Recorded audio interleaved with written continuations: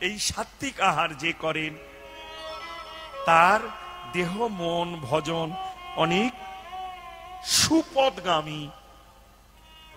এ জীবনে আমার এইটুকু বয়সে আমি নিরামিষ আমিষ বলে কিছু পাইনি মা।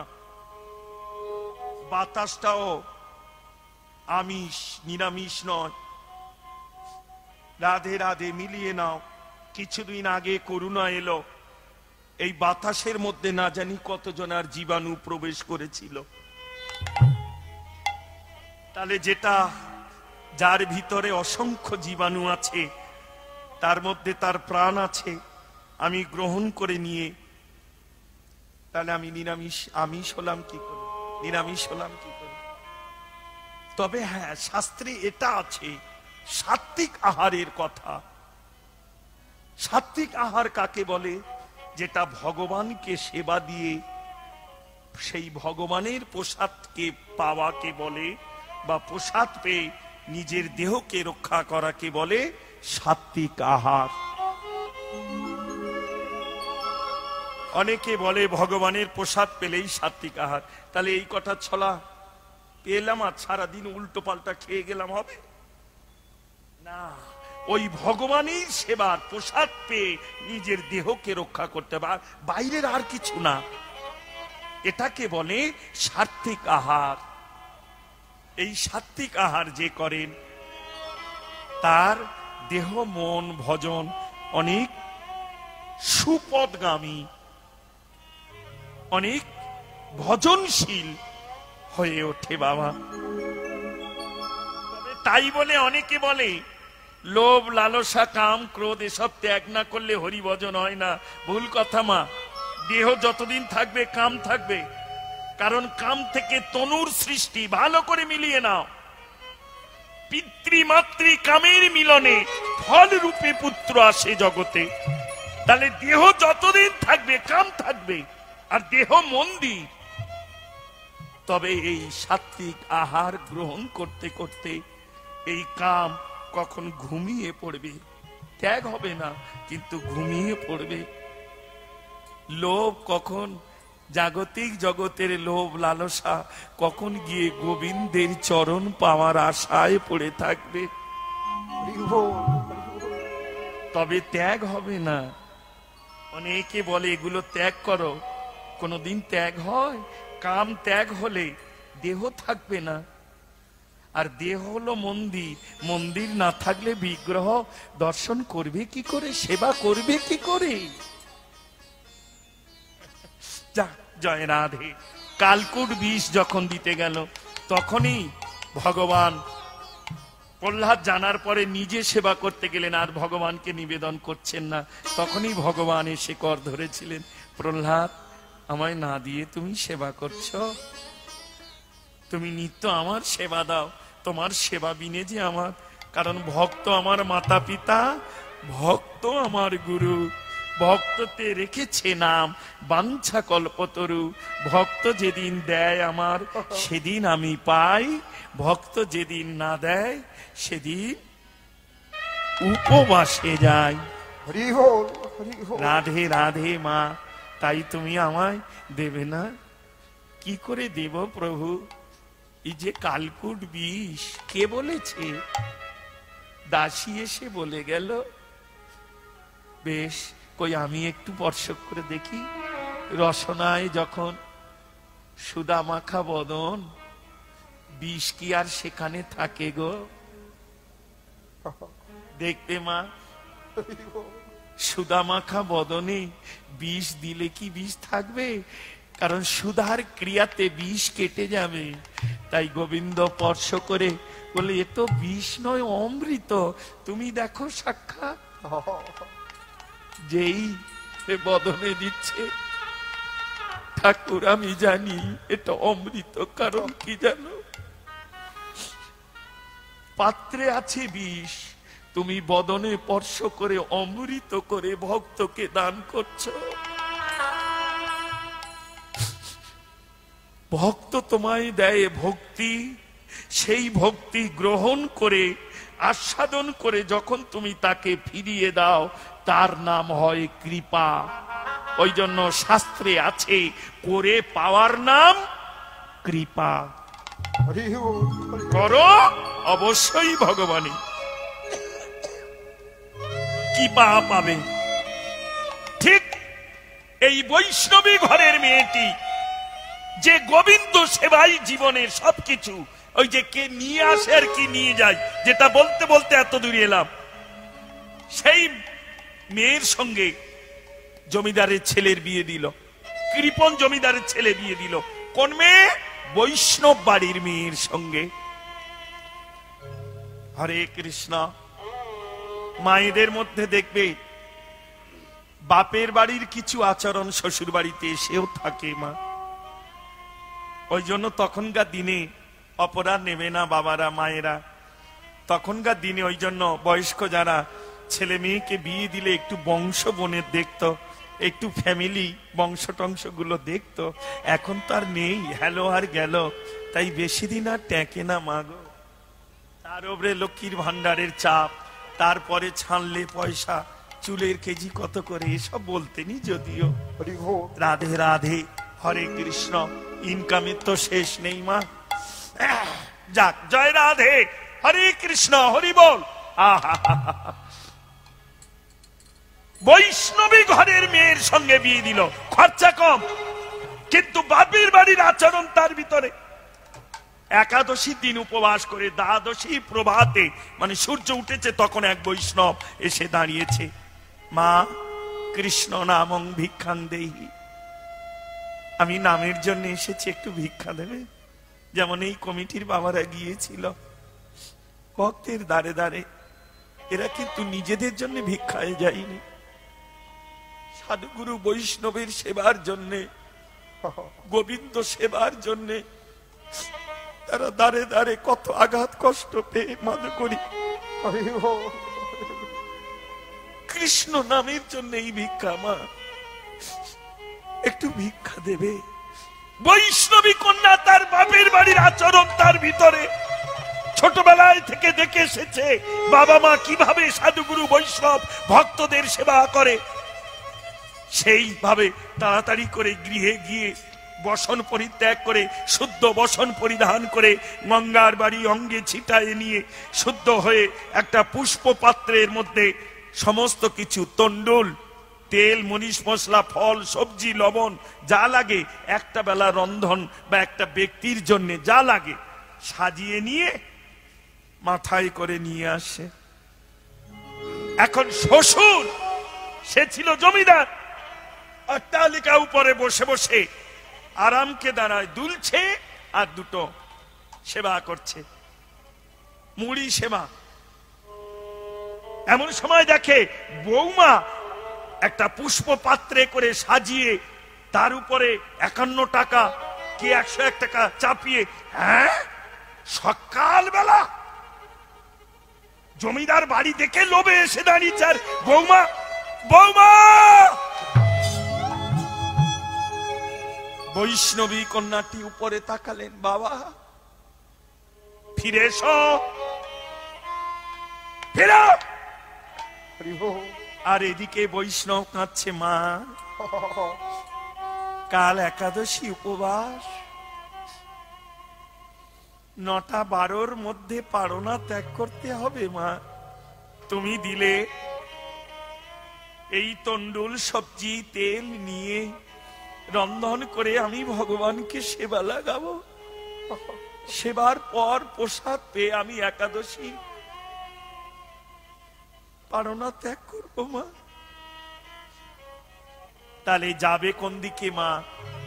এদিকে বৈষ্ণব, এদিকে গুরুজন, নারী জনম। বাল্যে পিতার অধীন, যৌবনে স্বামীর অধীন, বার্ধক্যে পুত্রের অধীন, যে পরাধীন সেই পরাধীন। মা, নারী জনম, স্বাধীন একমাত্র গোবিন্দ চরণ বিনে আর কেউ নেই। বাল্যে পিতা মাতার অধীন, তোমার ছোট ভাই টাকা নিয়ে মেলায় একা যাবে, কিন্তু তোমায় যেতে দেবে না। জিজ্ঞাসা করলে বলবে তুই মেয়ে, আমরা তোকে নিয়ে যাব। তাদের অধীন, তাদের মতো চলতে হবে। বিয়ে দিল স্বামীর অধীন। যদি এখনকার দিনে একটু উল্টে পাল্টে যাচ্ছে, তাই না? রাধে রাধে। যাক, হরে কৃষ্ণ। হরি বল, হরি বল, হরে কৃষ্ণ। যাক মা, আর বাড়লে পুত্রের অধীন। দেখবে মা, বৌমা কালার টিভি ছেড়ে চেয়ারে বা খাটের উপরে শুয়ে দেখছে সিরিয়াল, কিন্তু যেই ছেলে কেঁদে উঠেছে মাকে ডাকছে, শাশুড়িকে, মা শোনো এদিকে এসো। মার কোমরে যন্ত্রণা, একটু সবে বসে আছে। কি হয়েছে মা? নাতিটা নিয়ে একটু ঘোরো তো রাস্তা এদিক ওদিক। মা আমার কোমরটা বড্ড, একটু ঘোরো না, খালি খাবে আর একটু হাঁটা চলা করো, ব্লাডটা সরু। কিন্তু ও শুয়ে আছে। রাগ করিস না মা। বাল্যে বার্ধক্যে পুত্রের অধীন, তাই না? হরে কৃষ্ণ। স্বাধীন একমাত্র গোবিন্দ চরণে। এইবার নারী জনম, এদিকে শ্বশুর গুরুজন, আর এদিকে বৈষ্ণব একাদশী পালনা করার জন্য দ্বাদশী দিন প্রভাতে। হরি বল মা। বহু জন্মের সুকৃতি হলে বৈষ্ণব আসিয়া মেলে। শাস্ত্রে আছে মা, তুমি নাম করো আর না করো, দিনন্ত্রে যদি কৃষ্ণ ভক্ত বদন দর্শন হয়, জানবে তোমার কৃষ্ণ ভজন হচ্ছে। বাবা,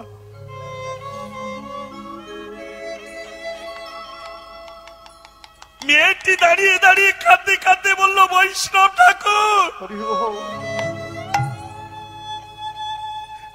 আমি বড় অভাগিনী, তবে একটা কথা জানি, এরা যা খায় পুরানো খায়, নতুনের আমদানি নয়। বৈষ্ণব বলল, আশীর্বাদ করি মা, নিশ্চয়ই তুই কোন কৃষ্ণ ভক্তের গর্ভে জন্মেছিস, তবে এদের যতদিন থাক ততদিন খাক, এদের যতদিন থাক ততদিন খাক। আশীর্বাদ করে বৈষ্ণব নাম করতে করতে চলে গেল অন্য দ্বারে। মেয়েটি পুষ্পপাত্র মাথায় নিয়ে গৃহমুখী ঘরের দিকে যেই ঢুকছে, জমিদার বুঝতে না পেরে নিচে এসে বলল, মা, কারোর মুখের ধার থেকে গ্রাস কেড়ে নিলে না জানি সে কত কুকথা বলে। এই বৈষ্ণব কোনো অভিশাপ দিল না, গালাগালি করলো না, দুহাত তুলে আশীর্বাদ করে গেল। তুই কি বললি বলতো মা? এটা আমি বুঝতে পারলাম না। তুই এত কিছু দিচ্ছিস, আমি তোকে না করলাম, তার মুখের ধার থেকে কেড়ে নিলাম, আর সে অভিশাপ না দিয়ে গালাগালি না করে আশীর্বাদ করে, কি এমন বললি মা? মেয়েটি বলল, বাবা, আমি যা বলেছি আপনি বুঝতে পারবেন না, মা একটু বুঝিয়ে বল। তো বললো, বাবা, তাহলে আপনি আমাকে বলুন, এই জমিদারিটা কত জন্মের? বললো, কি এক জন্মের? 7-8 পুরুষ ধরে আমরা জমিদার। অনেকে বলে না, মন্ডল পরিবার, চৌধুরী পরিবার, গোস্বামী পরিবার। রাগ করো না, আমরা কত জন্মের জমিদার বংশ, জমিদারি পরিবার আমাদের। 8 পুরুষ হয়ে গেল, এ কি আজকে গান? সঙ্গে সঙ্গে মেয়েটা বলল, বাবা, তাহলে এই জমিদারিটা আপনার না? কেন মা? বললো, আপনার কি করে হবে? আপনি তো জন্মগ্রহণ করেই সোনার চামচেই আহার করতে শুরু করেছেন, আপনার তো উপার্জন করতে হয়নি বাবা। বলল, হ্যাঁ তা ঠিক, তাহলে শোনো বাবা, পূর্ব জন্মে তুমি এমন কিছু কর্ম করেছিলে, এ জন্মে সেই ভাগ্য নিয়ে তুমি এমন উচ্চ ধনী ঘরে জন্মগ্রহণ করলে, জন্মগ্রহণের সাথে সাথে সোনার চামচে তুমি আহার গ্রহণ করছো। কিন্তু বাবা, এ জন্মে তো তুমি কিছু করে রেখে গেলে না। পরজন্মে যদি গোবিন্দ তোমায় কোনো চাঁড়ালের ঘরে মুচির ঘরে জন্ম দেয়। এ কি বললে বৌমা? হ্যাঁ বাবা, এ জগতে জীব নিয়ে আসে তার ভাগ্য, আর এই মায়াময় জম্বুদ্বীপে ভাগ্য নিয়ে খেলা খেলতে খেলতে সে যখন ফিরে যায়, নিয়ে যায় তার কর্ম। অনেকে বলে তুমি যাবে আর তোমার নাম যাবে না। মা, এত সহজ নয়। প্রাণ বেরিয়ে গেলে, ভগবানের দেওয়া বস্তু বেরিয়ে গেলে নাম আর তোমার সঙ্গে নেই। মা দেখো, এ জগতে কে কত দূর সঙ্গ দেয়। স্বামী স্ত্রীর সঙ্গ হয় ঘরের চৌকাঠ পর্যন্ত। স্বামী যখন মারা যায়, স্ত্রী ঘরে বসে কাঁদতে হয়, তার শ্মশানে যাওয়ার পর্যন্ত অধিকার থাকে না, নিয়ে যায়। লক্ষ্য করো মা, পাড়া প্রতিবাসী সঙ্গ দেয়, শ্মশান পর্যন্ত আমাকে পৌঁছে দেয়, তারপর আর তারা থাকবে না। শ্মশানে ব্রাহ্মণ সমস্ত কর্ম করে টরে দিয়ে ছেলেকে ডেকে এনে মুখের আগুনটুকু দেওয়ার জন্যে, আগুন দেওয়া শেষ, সবাই চলে যায়, আমি পুড়ি। কিন্তু আমি যত পুড়ি, আমার কর্মটা তত উজ্জ্বল হয়ে জগতে।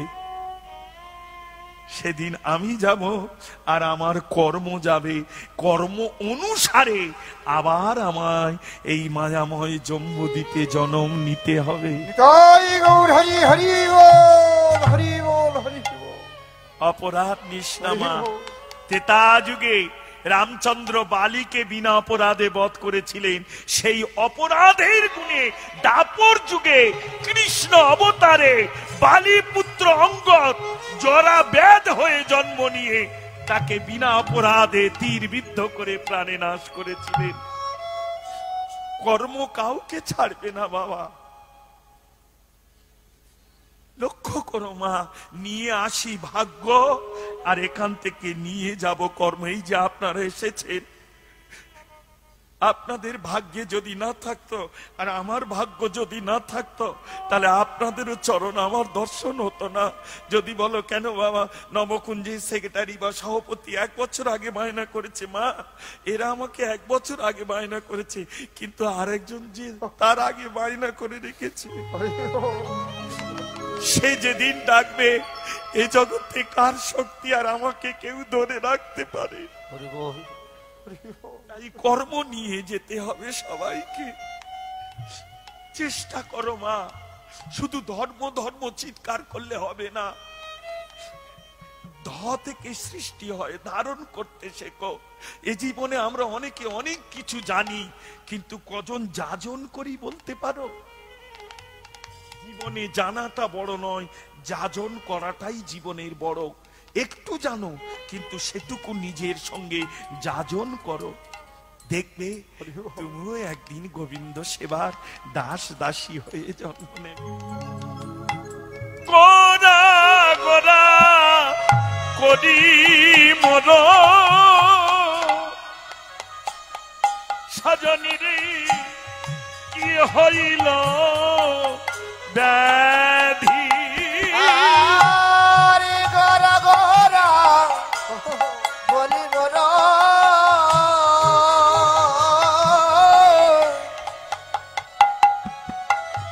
আমার কি হইল ব্যাধি, অনুক্ষণ পরে মনে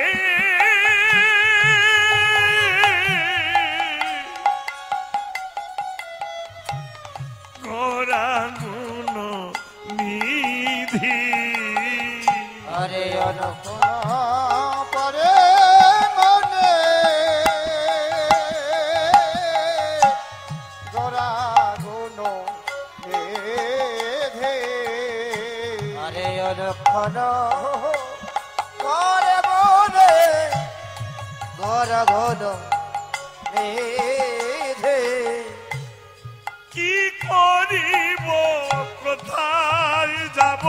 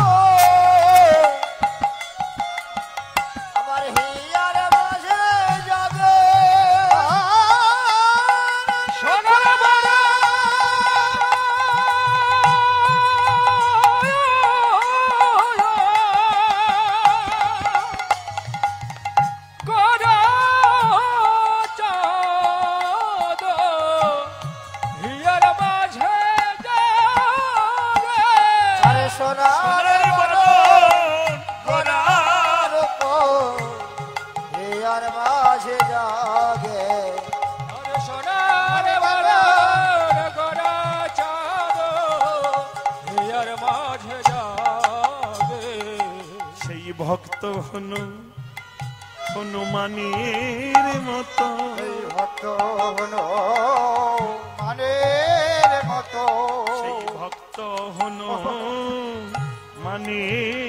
মতো বলে ভক্ত হনুমানের মতো বলে সদাই আমার হিয়াই জাগে। ভক্ত ভক্ত হনুমানের মতো সদাই আমার হিয়াই জাগে। ভক্ত হনুমানের মতো